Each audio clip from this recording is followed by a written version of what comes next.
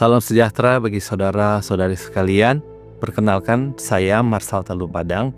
Saya berdomisili di Manado. Saya sudah berkeluarga dengan seorang anak. Kegiatan saya sehari-hari adalah petugas publik di rumah sakit pemerintah yang ada di Sulawesi Utara. Bersyukur kepada Tuhan yang senantiasa menyertai setiap langkah hidup saya. Saat ini saya berbagi tentang bagaimana penyertaan Tuhan dan proses pembentukan iman saya secara pribadi. Pernahkah saudara mengalami kekhawatiran yang sangat mendalam tentang masa depan, finansial, maupun keadaan orang yang Anda cintai? Saya mengalaminya. Saya ingin berbagi dengan saudara. Semua berawal pada tahun 2022, di mana saat itu saya bergumul untuk bisa dipertemukan dengan teman hidup yang baik, seimbang, seiman, dan saling mendukung. Mengingat pada saat itu usia saya sudah dikatakan usia panik, di atas 30, dan saya sangat khawatir masih mau dapat jodoh atau tidak ini. Singkat cerita, Tuhan buka jalan dan saya dipertemukan dengan mantan pacar saya. Kemudian kami jadian bulan September dan pacaran 2 bulan, dan kami mengadakan tunangan pada Desember pada tahun tersebut. Dan waktu berjalan cepat, kami berencana kami akan menikah pada bulan Maret tahun berikutnya. Saat itu saya sangat excited, saya sangat gembira dan amazed betapa semua doa saya langsung dijawab Tuhan. Tuhan Maha Baik. Tetapi bermula dari rencana itu saya diperhadapkan dengan hal yang tidak saya duga. Tentunya dengan waktu yang sangat singkat, persiapan dan saya dan mantan pacar saya untuk membuat acara pernikahan sangat mepet. Kami mengadakan perhitungan yang begitu cermat, lalu kami selalu sisipkan dalam doa, biar semua rencana ini akan berlangsung dengan baik. Kami tidak mengalami beberapa masalah setelah beberapa proses persiapan tersebut. Terus terang, pada saat itu, walaupun mental saya dan calon pengantin saya, calon istri saya sudah siap, tetapi kami tidak memiliki persiapan finansial yang sangat cukup. Saat itu karena waktunya sudah mepet, saya sudah membuat perhitungan perkiraan budget yang kira-kira bisa saya pakai untuk acara nanti. Saya menghitung bisa pas-pasan. Kami tidak berencana mengadakan pesta yang begitu mewah atau mahal karena kami tahu kemampuan kami dan juga kami tahu kan kemampuan kami. Kekhawatiran kami mulai terasa ketika 1 bulan sebelum hari H pada pertengahan bulan Februari, karena kami mau menikah pada bulan Maret. Semua yang kami hubungi vendor-vendor, baik itu bridal, ruangan, gedung, kami sudah dihubungi untuk segera melunasi akan kewajiban kami. Mereka telepon dan WA mengecek dengan sopan, memberikan notifikasi, Pak, Bu, apakah sudah bisa dilunaskan? Terus terang pada saat itu dana yang kami kumpulkan baru 50% dari total budget yang kami akan pakai. Saya dan calon istri saya tidak terlalu khawatir karena saya sudah mengkonfirmasi kepada istri saya bahwa 1 tahun sebelum rencana pernikahan saya sudah menitipkan sejumlah uang yang lumayan cukup besar kepada orang yang kami percayai, yang kami sudah anggap sebagai orang tua kami sendiri, dan saya berhitungkan itu bisa menutupi akan budget yang bisa kami pakai. Tiba-tiba bagai petir di siang bolong, ketika saya meminta dan menanyakan akan uang tersebut kepada orang yang saya titipkan itu, bukannya saya diberikan jawaban yang baik, tiba-tiba saya diberikan umpatan dan mengatakan bahwa uang yang saya titipkan tidak ada. Saya sangat kaget. Bagaimana uang yang sudah saya titipkan kepada orang yang saya percayai tidak ada? Mereka tidak mau memberikan kepada saya. Berbagai macam cara saya tempuh untuk bisa meminta uang itu dengan baik-baik, tetapi hasilnya nihil. Saya sangat terkejut dan saya sangat stres, menangis pada saat dikatakan bahwa uang itu sudah tidak ada. Saya tetap berusaha tenang. Saya menceritakan kepada calon istri saya bagaimana keadaan itu terjadi. Dia juga kaget, kok bisa seperti itu? Kami coba menempuh berbagai cara untuk bisa mengusahakan kiranya uang itu bisa kami dapatkan yang merupakan hak kami, tetapi hasilnya nihil. Karena semakin mepet waktu persiapan dan kami teringat akan kewajiban kami terus berdoa dan bahkan saya meminta kalau boleh tolong berpuasa. Kami berpuasa bersama dengan calon istri saya. Singkat cerita, hampir Minggu sebelum hari H, 1 minggu sebelum hari H, kami bertemu dengan teman kami yang bekerja di bagian leasing atau jual beli mobil. Kami menceritakan akan permasalahan kami, pergumulan kami, dan dia memberi saran kalau boleh, kalau ada aset-aset yang bisa kami miliki bisa dijual atau digadaikan. Nah, kebetulan di rumah kami ada kendaraan yang dimiliki oleh orang tua kami, yang satu-satunya itu bukan milik kami. Kami bilang, apakah ini bisa digunakan untuk mendapatkan uang untuk digunakan? Dia bilang bisa, tetapi bertanya dulu kepada orang tua. Saat itu saya bertanya kepada ibu saya. Akhirnya walaupun dengan berat hati, ibu saya mengizinkan karena itu kira-kira kami pikir salah satu cara untuk bisa kami mendapatkan uang tersebut. Karena singkat cerita sudah terjadi pembicaraan dengan teman kami, tetapi teman kami tidak menjanjikan. Karena untuk menjual kendaraan itu tidak seperti menjual bahan-bahan di dapur. Mungkin 1 hari jual langsung dapat uangnya. Saat itu dia belum menjanjikan bahwa itu akan segera terjual. Tetapi kami pikir ini adalah salah satu cara yang kami bisa tempuh untuk bisa mendapatkan uang, untuk bisa membayar akan semua kewajiban kami. Dan akhirnya walaupun dengan berat hati dan khawatir, kami berdoa kepada Tuhan dan berdiskusi bagaimana kira-kira semoga ada jalan keluar yang bisa kami dapatkan. Kami berdoa dan kira-kira suatu pagi di minggu terakhir akan pernikahan kami, teman kami mentelepon, "Marcel, ini ada orang yang berminat terhadap kendaraan kamu." Saya kaget dan saya sangat senang pada saat itu. Wah, mungkin ini adalah jawaban doa yang Tuhan berikan kepada kami. Teman kami menginformasikan bahwa ada calon pembeli yang mau membelikan kendaraan tersebut.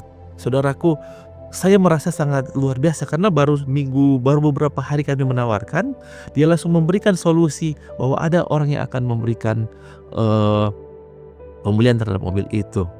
Singkat cerita, permasalahan finansial yang kami tempuh alami akhirnya terselesaikan. Walaupun kami tidak memiliki kendaraan, orang tua kami sudah pasrah, tapi kami bisa melangsungkan pernikahan kami walaupun dengan persiapan pas-pasan dengan dibantu oleh keluarga kami. Luar biasa Tuhan itu. Cerita berlanjut. Setelah 9 bulan setelah kami menikah, saya ingin berbagi kisah yang saya sangat merasa ini perlu dibagikan. Saya ingat itu. Kira-kira tanggal 25 Desember tahun 2023, saya ingat pada waktu itu persis pada pagi hari ibu saya mengeluh bahwa pada saat dini hari dia mengalami jatuh. Tetapi setelah dia jatuh dia beraktivitas seperti biasa. Dia memasak, dia mondar-mandir. Dan kebetulan pada saat itu karena kami baru memiliki bayi, ada ayah mertua kami di rumah. Jadi kami berencana untuk mengadakan kunjungan kepada keluarga kami. Nah, saya ingat itu. Kira-kira tepat jam 9 pagi ketika kami sedang sarapan. Bersiap setelah sarapan kami akan berkunjung kepada keluarga kami. Tiba-tiba setelah kami sarapan, ibu kami sementara sarapan, tiba-tiba dia terdiam. Dan tiba-tiba wajahnya menjadi pucat, matanya tinggi dan kejang-kejang. Seperti dia mau, kalau bilang sudah mau mati seperti itu. Kayaknya seperti hilang kesadaran. Saat itu saya panik, saya berteriak, "Mama!" Mertua saya langsung panggil, Mem. Bagaimana sudah menguncang tubuhnya? Saya lihat, waduh, saya kaget, saya sudah sedih, saya sudah takut. Pikiran saya campur aduk. Setelah kurang lebih menggoncang-goncangkan akan tubuhnya dan mertua saya dan saya sudah panik, sudah mondar-mandir. Aduh, apa yang saya lakukan? Saya bingung. Orang tua mertua saya, lalu akhirnya tiba-tiba ibu saya menarik nafas dan bisa kembali sadar kembali. Saya melihat itu bahwa bagaimana kalau misalnya tidak ada saya atau orang tua mantu di saat itu, mungkin ibu saya telah meninggal. Saya jadi sangat sedih. Saya biasa bekerja di rumah sakit, biasa melihat orang-orang yang sudah mungkin segera meninggal, tetapi ini perasaan saya lain karena ini adalah orang yang saya cintai. Ketika saya melihat hal tersebut, saya bilang, Tuhan tolong, saya belum siap untuk bisa melihat ibu saya untuk meninggalkan dunia ini. Saya masih memiliki bayi, saya masih memiliki hal-hal yang mungkin perlu bantuan ibu saya. Saya merasa gugup, pikiran saya kacau, saya kalut. Saya berdoa, Tuhan tolong Tuhan, jangan dulu ambil ibu saya masih sayang kepada dia, saya sangat membutuhkan akan bantuannya. Jika saya mau mengingat akan peristiwa itu, saya menitikkan air mata, saudara. Saya sangat takut, sangat-sangat khawatir. Kemudian singkat cerita, ketika ibu saya sudah sedikit sadar, saya bersama mertua laki saya membawa ibu saya ke satu rumah sakit yang ada di kota Manado. Sementara di perjalanan, ibu saya itu sedikit kayak mengantuk, mau kehilangan sadarnya. Saya selalu mengucap ibu saya, "Mama, mama, mama, bagaimana ini?" Saya selalu menceritakan hal yang mungkin sepele, yang saya menjaga agar supaya dia tetap sadar, dia tetap terjaga. Dia sudah masih pucat, walaupun dengan tubuh yang begitu letih dan tidak bisa bersuara, saya tetap berusaha meyakinkan bahwa dia tetap masih ada, masih hidup. Saudaraku, saya trauma ketika 12 tahun yang lalu ayah saya meninggal dengan cara yang hampir sama. Beliau tiba-tiba terdiam dan dibawa ke rumah sakit dan akhirnya meninggal. Pikiran itu langsung timbul ke pikiran saya. Aduh Tuhan, jangan dulu Tuhan, saya belum siap pada saat itu. Saya masih mau bersama dengan ibu saya untuk melakukan hal-hal pelayanan ataupun masih mau meningkatkan iman saya kepada Tuhan. Dan setelah dibawa ke rumah sakit, diperiksa, puji Tuhan keadaannya sedikit membaik. Tetapi dokter menganjurkan agar kalau boleh tinggal beberapa hari di rumah sakit untuk dilakukan observasi. Saat itu tiap malam saya melihat ibu saya menangis, saya berdoa, "Tuhan, tolong Tuhan. Kalau boleh Tuhan, berikan kesehatan kepada ibu saya, berikan umur panjang." Saya yakin juga saudaraku, jikalau Anda sebagai seorang anak, saudara akan melakukan hal yang sama kepada orang tua saya. Ini orang yang saya cintai, orang yang saya kasihi. Saya pikir masih banyak hal-hal yang saya mau buat. Mungkin saya masih belum berbakti kepada orang tua saya. Saya berdoa, "Tuhan, tolong Tuhan." Walaupun dia tidak melihat, ketika saya melihat akan keadaannya, dia istirahat, saya berdoa, "Tuhan, tolong Tuhan." Setiap saya terbangun atau ketika pikiran saya kacau, "Tuhan, tolong Tuhan, berikan kesehatan, berikan kesembuhan kepada ibu saya." Walaupun ketika satu waktu ibu saya melihat saya terbangun, saya cuma bilang, "Ma, tidak apa-apa, Ma, istirahat saja." Saya tidak mau menunjukkan bahwa saya sedih. Nah, singkat cerita, setelah beberapa hari dirawat, puji Tuhan dan pertolongan Tuhan, ibu saya diizinkan untuk bisa rawat jalan dan pulang ke rumah. Saudaraku, mungkin pengalaman saya pernah dialami oleh saudara. Mungkin lebih dari saya yang pernah alami. Mungkin juga hal-hal yang tidak terduga kadangkala datang ke dalam hidup saudara, yang membuat saudara takut, khawatir, cemas, dan gelisah. Tapi saudara, mari kita yakin bahwa Tuhan akan memelihara atau menjaga kita. Cerita yang saya bagikan ini mungkin sangat sederhana, tetapi bagi saya ini sangat luar biasa. Ada saya teringat satu kutipan di dalam kitab suci yang mengatakan, "Serahkanlah segala kekhawatiranmu kepadanya, sebab ia yang akan memelihara kamu." Di dalam 1 Petrus 5 ayat 7. Dan juga ada ayat penguatan lainnya yang mengatakan, "Janganlah hendaknya kamu khawatir tentang apapun juga, tetapi nyatakanlah segala keinginanmu kepada Allah dalam doa." Saya yakin saudara, ketika saya berdoa, Tuhan mendengar. Walaupun mungkin jawabannya tidak seperti yang saya pikirkan. Saya tahu di Alkitab juga saya pernah mendengar ada 365 kali kata jangan takut dan jangan khawatir. Artinya selama 1 tahun dalam kehidupan kita, Tuhan memberikan janjian penyertaan dan perlindungan kepada siapa saja yang meminta, saudaraku. Saudaraku, manusia bisa berencana, manusia bisa berubah karena keadaan, karena kondisi ataupun hal lainnya. Manusia itu sangat rapuh, seperti saya. Walaupun saya merasa saya kuat, saya biasa melihat pasien-pasien dengan keadaan yang gawat, tapi saat itu saya merasa lemah, saya rapuh. Saya merasa seakan dunia itu begitu berat, seakan saya masih belum mampu. Tetapi saudaraku, iman dan kepercayaan kita kepada Tuhan harus tetap teguh.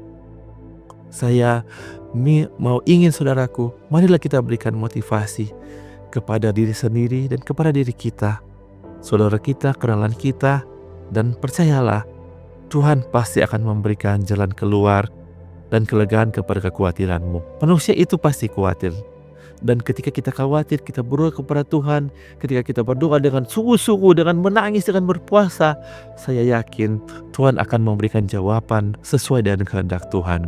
Walaupun jawaban tersebut kadang tidak sesuai dengan keinginan kita, tetapi Tuhan memiliki maksud yang indah dalam kehidupan kita. Tuhan memberkati dan memelihara kita selalu, dan biarlah kesaksian ini bisa menjadi motivasi kekuatan untuk kita tidak khawatir terhadap keadaan apapun yang terjadi dalam kehidupan kita, dan biarlah kita menyerahkan kepada Tuhan segala kehidupan kita, karena Tuhan yang mengatur dan Tuhan yang tahu memberikan yang terbaik kepada kita. Tuhan memberkati kita. Terima kasih.